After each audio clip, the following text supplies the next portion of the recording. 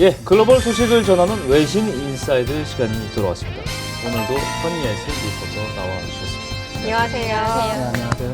감사합니다. 예. 시작하도록 하겠습니다. 이번 주에도 다양한 외신 소식이 준비가 되어 있는데요. 한 주 동안 저희 연합 인포맥스 단말기에서 클릭수가 가장 많았던 외신 탑5 먼저 5위부터 소개해 드리도록 하겠습니다.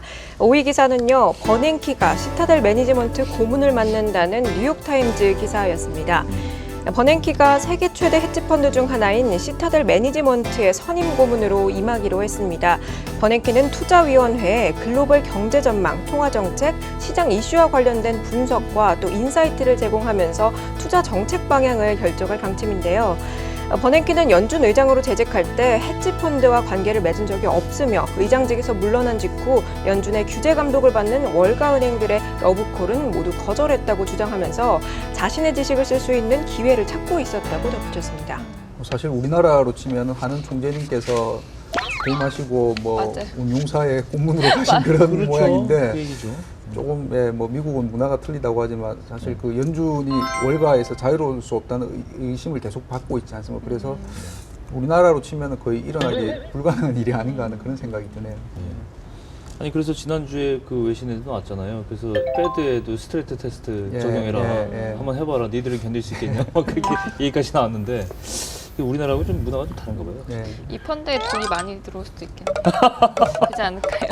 네, 그래서 다른 기사에서는 이 시타델 매니지먼트가 괜히 그 네. 버냉키를 영입해 가진 않았을 거다. 그 연준 총재로 있을 때에 그 가지고 있었던 어떤 정보를 통해서 그 금리 정책의 향방을 좀 얻으려고 영입해 간 건 아니냐 그런 기사도 있었어요. 너무 안 좋게만 보지 말자고요. 네, 이어서 4위 기사로 넘어가 보도록 하겠습니다. 4위 기사는요, 중국 지준율이나 위안화절하에 영향 없을 듯이란 제목의 월스트리트 저널 기사였습니다. 중국의 지준율 인하 단행에도 위안화절하에는 영향이 거의 없을 거란 의견이 나왔습니다. 오구스틴 카스텐스 멕시코 중앙은행 총재는 중국이 국제 금융시장에서 신뢰성 강화에 관심이 더 많다면서 이 지준율 인하를 위안화절하의 시그널로 보지 않는다고 말했습니다. 이어서 제티약테르 말레이시아 중앙은행 총재 역시 위안화가 세계 주요 지역 국가들과 교역 수단으로 사용되고 있는 만큼 상대적으로 안정적이고 예측 가능성을 보여주는 게 중요하다라고 강조했습니다. 앞서서 중국은행 국제금융연구소의 중량 부소장은 위안화의 가치 절하를 원하지는 않지만 환율 변동폭을 확대할 것이라고 강조한 바가 있습니다. 지준율 인하 발표가 19일에 있었는데 그 발표 직후에 한 0.06% 정도 떨어졌다가 다시 회복하는 거로 지금 돌아서고 있는 것 같은데 어떻게 그 추가적으로 그 절하될 가능성이 있다고 보시나요? 일단은 여기 말씀하신 분들 말에 동의를 하고요. 사실 작년 말부터 올해 3월 중순까지 위안화 약세는 경기 부양을 위해서 중국 정부가 의도했다기보다는 자본시장 유출 이런 것들을 반영한 시장의 흐름이었거든요. 근데 오히려 3월 중순 이후에는 환율이 다 빠져서 지금 연초 대비로는 오히려 위안화가 강세를 나타내고 있어요. 그래서 올해 그 IMF SDR 편입 결정도 예정이 돼 있고 금융개혁, 국제화 측면에서 그 위안화가 흔들리지 않는다는 거를 계속 좀 보여주고 싶을 것 같아요. 그래서 저도 여기 말에 동감을 하고, 근데 시장 여건상은 일단 계속 좀 자본 관련해서 유출 흐름이 나타나고 있고, 그다음에 경기는 좀 계속 안 좋은 편이기도 하고, 또 달러 강세가 약간 두툼하기는 하지만은 다시 또 하반기에 또 재개될 수 있기 때문에 시장 상황상은 추가 절하 가능성은 있고, 근데 또 이제 중국 정부는 약간 최대한 좀 막으려고 노력을 할 것 같아요. 중국 얘기 쭉 했는데 한번 이제 엔화 얘기로 넘어가 보도록 하겠습니다. 오늘 7년 만에 엔원 환율이 장중 900원대가 깨졌는데요. 오늘 시장 그 흐름이 어땠는지 또 말씀 사실 부탁드릴게요. 장중은 아니었거든요.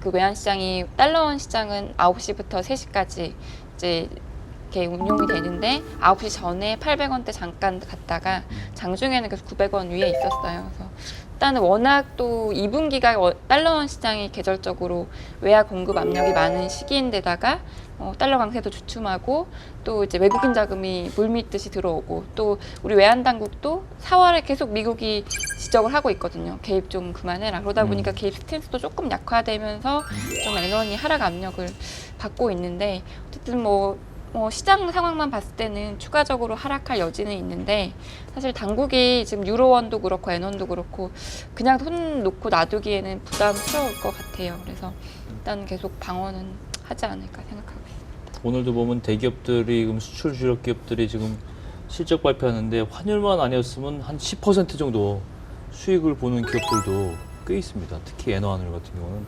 약세로 가면 상당히 치명적일 거다 얘기했는데, 아니 좀 전에 했던 이게 중국 지준율이나 기사와 관련해서는요, 저는 글쎄 기자 시각에서 좀 약간 해석을 해보면 이 기사는 이렇게 시그널을 보지 않는다, 그러지 않을 것이다, 절하에도 영향이 없을 것이다, 이게 아니고 제가 보기에는 그러지 말아야 한다로 들리는데요. 아무리 지준율 인하해도 위안화까지 절하시키는 걸 놔두면 안 돼. 중국 정부는 놔두면 안 된다고 이게 자꾸 푸시하는 것 같아요. 왜냐하면 중국이 안 그래도 지금 대규모 양적 완화에다가 뭐 별 저금리 정책을 쓰고 있는데 위안화 환율까지 약세로 가버리면 중국이 세계 교역에 과연 얼마나 더 포지션을 넓히게 될까요? 그런 점에서는 굉장히 주변국들이 경계하는 게 아닌가 그런 생각이 드네요. 네, 그러면 다음 기사로 넘어가 보도록 하겠습니다. 3위 기사는요, 유리보 사상 첫 마이너스라는 파이낸셜 타임즈의 기사였습니다. 유럽 은행 간 금리를 나타내는 유리보 금리가 사상 처음으로 마이너스로 떨어졌습니다. 유럽 자금 시장에서 3개월 유리보 금리가 마이너스 0.001%를 나타냈는데요.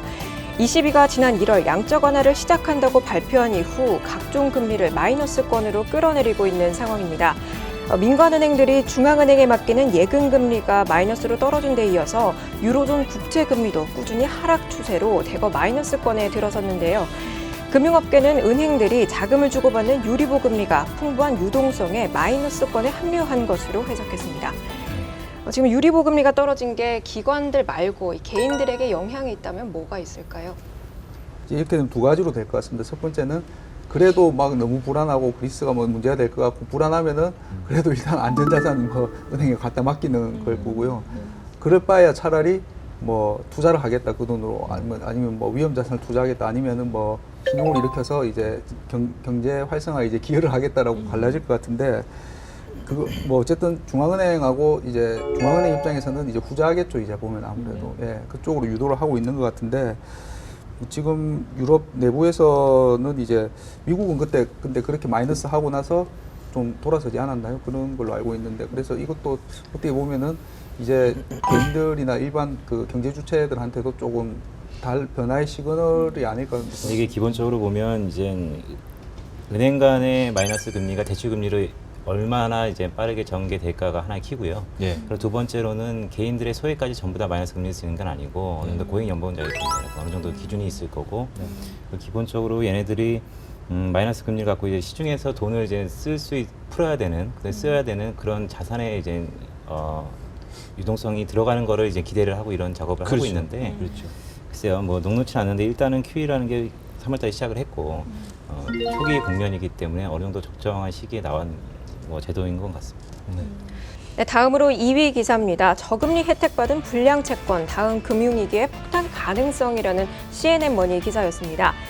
저금리 혜택으로 급성장한 정크본드가 금융시장을 뒤흔들 다음번 폭탄이 될지 모른다는 월가의 경고가 나왔습니다.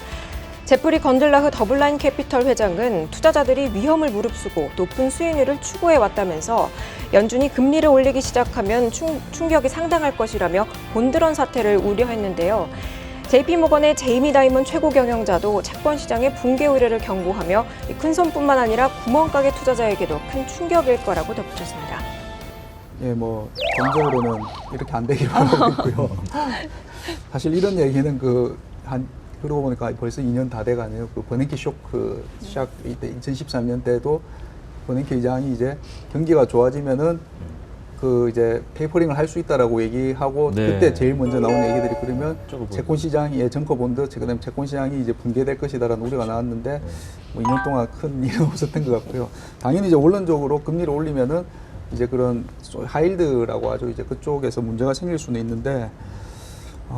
글쎄요.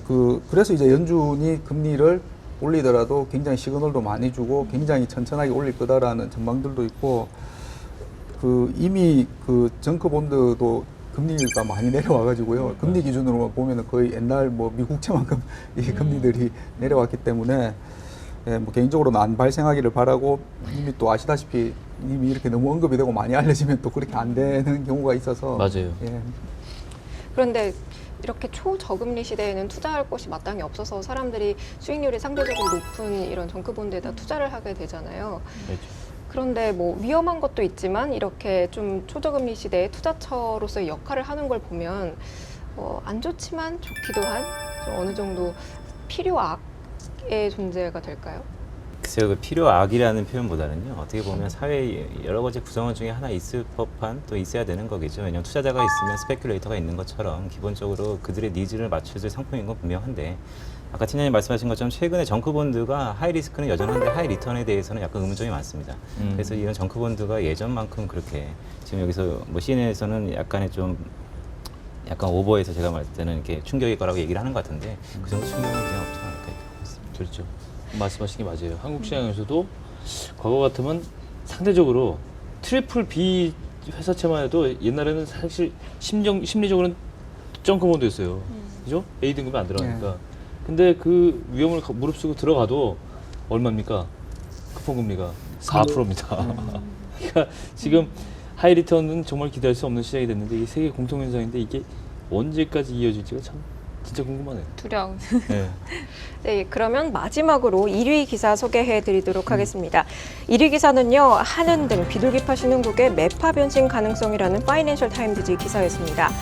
FT가 한국은행을 포함한 신흥국 중앙은행들의 기조가 비둘기에서 매파 기조로 바뀔 수 있다고 전망했습니다. 유가 안정세, 세계 성장률 반등 전망, 연준의 금리 인상이 그 근거로 꼽혔는데요. 이어 FT는 연준이 전 세계 통화 정책에 가지는 중요성을 고려했을 때 올 금리 인상 시 다른 신흥국 중앙은행들도 뒤따를 가능성이 크다고 내다봤습니다. 특히 경상적자 폭이 커서 외화 유입에 민감하거나 달러 표시 부채가 많은 신흥국은 연준 정책을 따라갈 수밖에 없다고 주장했습니다. 한국은 경상 적자도 아니고 그러니까요. 그 달러 표시 부채도 안 맞는데 그렇죠. 왜 한국을 딱 그리고 넣어놨을까요? 예, 말씀하신 게 되게 와닿고요. 그리고 한국은 그리고 신흥국들이 부채가 지금 우리 같은 경우도 가계부채가 제일 우려되지 않습니까? 그런데 네. 금리를 올리면 오히려 더 위험할 것 같은데요. 따라서 못 올릴 것 같고요. 성장률이 반등 전망이라고 되어 있는데 그 김영구님 어떻게 생각하세요? 올해 1Q부터 해서 IMF보다 다 낮췄지 않습니까? 성장률을 전 세계 성장률. 근데 이게 다시 상향 조정 될 수 있을까요? 지금 트렌드라면 하향 조정 트렌드가 맞는 것 같고요. 지금 약간 한 발 늦었던 기재부만이 좀 3% 후반대를 보고 있는데 기본적으로 트렌드 자체는 좀 내려갈 수 있는 요인이 보다 많은 구간인 것 같습니다. 그러니까 성장률 반등, 글쎄요, 약간 실제보다는 기대가 좀 담긴 멘트가 아닌가 이렇게 보고 있고요.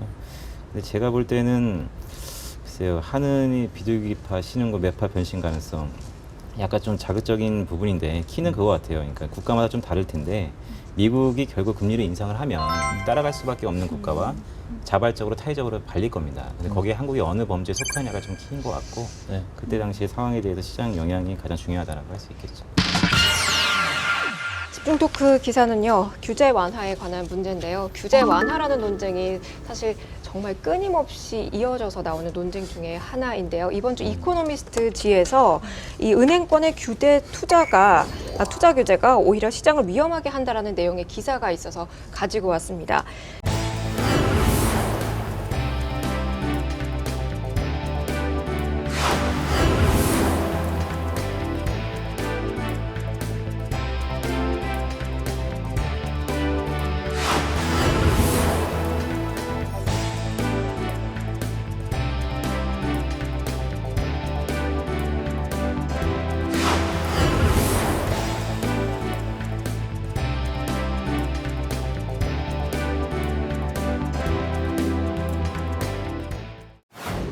한 줄로 요약을 하면 뭐 규제가 많아질수록 시장 흐름이 위험하다 이렇게 정리를 할 수 있을 것 같은데요. 이 기사 처음에 듣고 무슨 생각하셨나요? 규제 이면에는 그 규제를 피하려는 세력이 반드시 있겠죠. 그러니까 최근에 어떻게 보면 규제가 쏠리면서 좀 더 부추길 수 있는 국면이 아닌가. 지금처럼 유동성이 워낙 많고 기대에 대한 인플레가 워낙 낮은 상태에서 이렇게 규제가 잘못 들어간다면 그 규제를 피한 정보의 뭐 비대칭성이라든지 이런 부분에서 쏠리면서 보다 가중될 수 있는 국면이 아닌가 이렇게 보고 있습니다. 개인적으로는 월가의 투자은행들이 이제 서브프라임 모기지 사태를 불러일으켜서 그 이제 월가에 대해서 규제는 필요하다고 생각이 되는데요.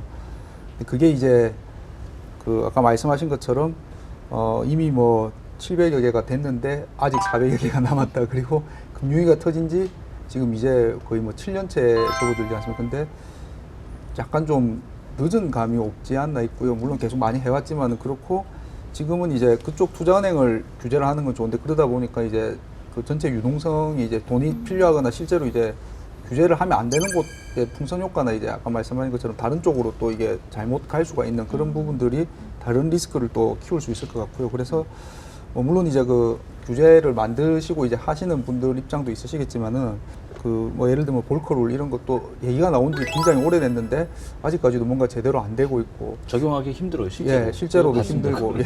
예. 그리고 그래서 이런 그 어떻게 보면 뭐 이론적인 것과 또 현실의 괴리 이런 부분이 다른 리스크를 몇 년 지나고 나면 그게 또 다른 리스크를 만들 것 같긴 합니다. 보면. 근데 저는 이제 제가 이 규제에 관련돼서는 국내외를 막론하고 저희가 생각해봤던 게 규제가 어떤 모랄의 문제는 아니라고 생각해요. 저는 오히려 통화 정책처럼 규제가 많아져야 되는 시기와 규제가 줄어들어야 되는 시기가 기술적으로 어떤 폴리시에 의해서 그리고 시장 참여자들의 공감에 의해서 그게 중요한 거죠. 정책 당국이 시장의 상황과 관계없이 규제를 풀었다가 줄었다가 하는 것보다는 시장의 공감대를 같이 가지고 규제를 풀었다는 게 그것도 하나의 시장의 어떤 보이지 않는 하나의 효율적으로 할 수 있는 긍정적인 수단이지 않을까 그런 측면에서 좀 보고 있는데요. 최근에 그런 의미에서 국내에서 여러 가지 금융산업에 대한 규제를 좀 낮추면서 산업의 아까 얘기한 IPO 진입장벽을 낮춰주고 이런 것도 그거 낮추는 것만이 좋은 게 아니라고 생각합니다. 지금은 낮추는 게 효율적이라는 판단을 할 수 있느냐 없느냐의 문제지 모럴과 관련된 문제는 아닌 것 같습니다. 그러면 이제 국내에 금융권에 종사하시는 분들로서 그 금융시장에서 규제 이 부분은 좀 완화돼야 된다라고 생각하시는 부분이 있다면 뭐가 있고 이 부분은 좀 규제를 해야 될 것 같다라고 느끼시는 부분이 있다면 뭐가 있을까요? 개인적으로는 조금 투자자분들 만나 보면은 트렌드 자체가 이제 아무래도 국내가 금리가 낮아지고 하면은 해외로 많이 눈을 돌리지 않습니까? 그런데 해외 투자를 하려고 하니까 규제가 좀 많다고들 하시더라고요. 이제 보니까 그러니까 해외로 나가야 된다라는 거는 맞고 이제 공감들을 하는데 실무자들 입장에서는 나가려고 보니까 이제 생각보다 규제가 많아서 쉽지 않다라는 얘기들을 하셔서 그런 부분들은 좀 보완이 필요하지 않나 싶습니다. 규제도 규제인데 일단은 해외 투자 관련해서 지금 굉장히 문은 많이 열려 네. 있는데 방법을 잘 모르는 네. 것들이 많은 것 같아요. 그래서 뭐 규제는 아니지만은 일단은 뭐 이렇게 정부 차원에서 이렇게 좀 방안을 마련해 주면 도울 수 있는 뭐 규제는 아니겠지만 그게 그런 것들이 필요하다고 생각합니다. 규제와 관련해서도 업계와 이 정책 당국, 금융 당국과 소통이 계속 일어나야 되는데 글쎄요, 지금 현재 금융당국은 과연 얼마나 이런 점에서 소통하고 있는지 참 언제 봐도 참 답답한 심정이 들 때가 종종 있습니다. 오늘 여기까지 할까요? 네. 직접 마무리 좀 해주시죠. 네, 여기까지 마무리하도록 하고요. 마지막으로 새로 나오신 김두원 의원님 함께 하셨던 소감 말씀 부탁드릴게요. 예, 오늘 되게 뜻깊었고요. 저는 뭐 되게 좋은 사람들과 좋은 시각에서 저를 불러주셔서 되게 감사합니다. 오늘 저는 뭐 배우는 자세로 봤고요. 더 많이 배워가는 것 같습니다. 많이 배웠습니다 오늘. 예, 오늘 주간 전망대 여기서 마치도록 하겠습니다. 시청해주신 여러분 감사합니다.